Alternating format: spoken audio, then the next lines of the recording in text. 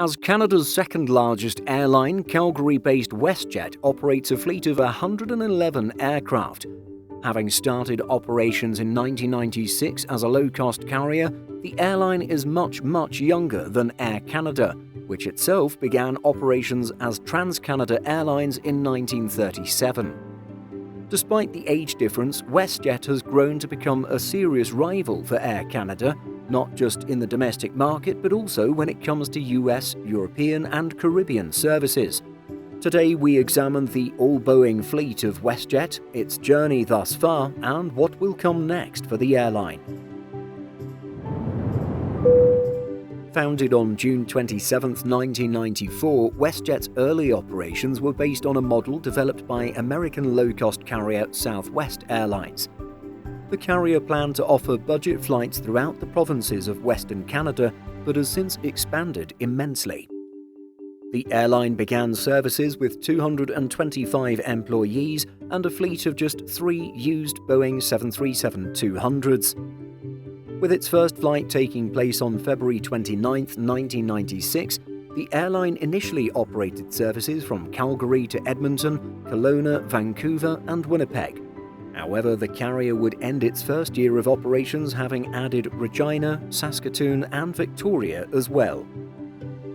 WestJet's fleet today has come a long way from those 3 737-200s in 1996. Today, these are the aircraft types and variants flown by the all-Boeing airline. 41 737-700s, 40 737-800s, 23 737 MAX 8s, and finally WestJet's 7 Boeing 787-9 Dreamliner aircraft. Up until the pandemic, WestJet had also been operating the 737-600, a relatively unpopular variant of the 737 Next Generation family. Interestingly, WestJet's 13 112-seat -600s made the Canadian carrier one of the largest remaining operators just a few years ago, particularly following SAS retiring the type in 2019. However, in the wake of coronavirus, the airline removed reference to the -600 from the Our Aircraft page on its website and eventually sent all the aircraft to storage. With 2 years now having passed since these jets made the trip to Marana Pinal Airport in Arizona, we can rule out this variant from ever coming back to WestJet.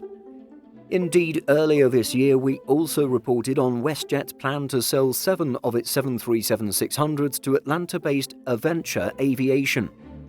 The 7 aircraft in question hold serial numbers 34284, 34285, 34286, 34287, 34288, 35111 and 35112. Considering all of these aircraft are -600s sitting in Arizona, it's at least good to hear that WestJet was able to find a buyer for a few old airframes. Based in Atlanta, Georgia, Aventure Aviation specializes in the teardown of various aircraft, selling parts to various other airlines and organizations. As the airline continues to modernize its narrow-body fleet with MAX generation aircraft, we can see that other older 737s have been phased out in recent times as well. Prior to the pandemic, in 2018, WestJet began shifting some of its 737-800s over to its low-cost subsidiary, Swoop. A total of 10 jets were transferred over, while Swoop has also been getting brand new MAX 8s in recent times to build its fleet further. An exciting piece of news regarding the airline's narrow-body fleet is that WestJet's cargo division will begin service with its new Boeing 737 converted freighters this season. The airline reported in March that it had received approval and official aircraft certification from Transport Canada and said that it will work alongside the GTA Group to get the aircraft into service quickly. WestJet noted that the freighters would be dedicated freighters supporting the needs of businesses, freight forwarders, shippers and individual customers across North America. In total, 4 737-800 BCF, Boeing converted freighters, will join the airline's fleet throughout the year. Indeed, the first departure is set for April 22, 2023. The carrier adds that the first 3 aircraft would be welcomed into the fleet expeditiously, while the fourth will join the operation later this year following the completion of its conversion. When it comes to the future of WestJet's narrow-body passenger fleet, we feel confident in saying that it will consist entirely of 737 MAX aircraft years into the future. According to official Boeing data pulled from its website, the airline has placed 3 separate orders for the 737 MAX. The first was in September 2013 for 65 airframes, followed by an October 2017 order for 5. Most recently, the airline committed to 42 737 MAX jets in September 2022. These figures aren't cumulative, however, as WestJet has adjusted its 737 MAX deals over the years. As just one example, the airline cancelled part of its order in 2021, reducing its commitment by 15 airframes. According to CH Aviation data, the airline's current commitment for 737 MAX aircraft sees 60 airframes yet to be delivered. This consists of 12 MAX 8s and 48 MAX 10s. Speaking about the airline's significant MAX 10 order placed in 2022, WestJet Group CEO Alexis von Hunsbruch was quoted as saying, "The 737-10 will be a game-changer, with one of the lowest costs per seat among mid-range aircraft. This will foster our low-cost positioning and affordability for Canadians. In addition, with its lower fuel consumption and reduced emissions, the 737-10 will further improve the environmental footprint of our fleet." As noted previously, WestJet's wide-body fleet today consists of just 7 Boeing 787-9s. Interestingly, however, the carrier had operated a different Boeing widebody in advance of its Dreamliner services. From 2015 to 2020, WestJet operated 4 Boeing 767-300ER aircraft. While the pandemic brought about a swift and decisive retirement, the aging widebodies were never going to be part of WestJet's long-term operations. WestJet took its first Boeing 767-300ER aircraft in the second half of 2015, marking its first ever widebody. The addition of the type allowed it to enter the transatlantic market, making London Gatwick its first ever European destination. As per a June 2015 statement, Executive Vice President Bob Cummings stated, "WestJet is at the right scale to make this step in our evolution. Combined with our low-cost approach and renowned people-driven service, we have the network, brand, and infrastructure to successfully enter and grow in the wide-body market. Wide-body capability now allows us to serve London Gatwick from anywhere in Canada and brings into consideration more international destinations in the future."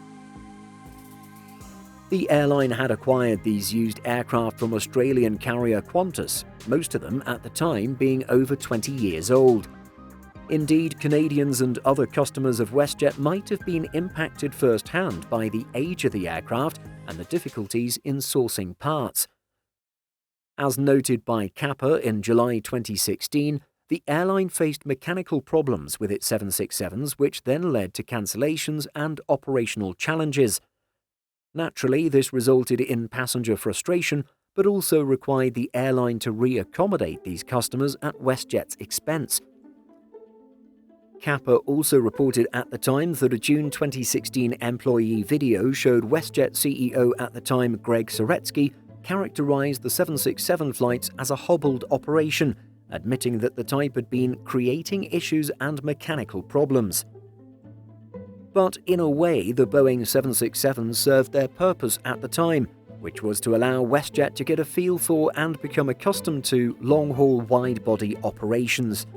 In fact, less than 2 years after it launched 767 flights to London, WestJet would announce a purchase agreement with Boeing for up to 20 Boeing 787-9 Dreamliner aircraft, an agreement which would include commitments for 10 787-9s to be delivered between the first quarter of 2019 and December 2021. The deal would see options for an additional 10 aircraft to be delivered between 2020 and 2024.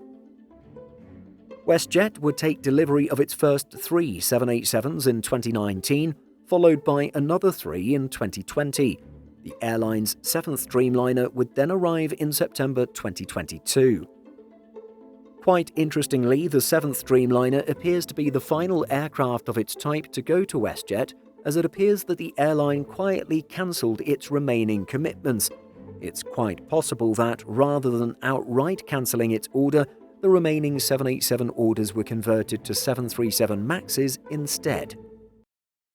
Since the 787s entered service, WestJet has expanded its list of intercontinental destinations. The carrier added year-round and seasonal services to cities like Rome, Paris and Amsterdam, and is due to add Edinburgh and Barcelona to the list as well.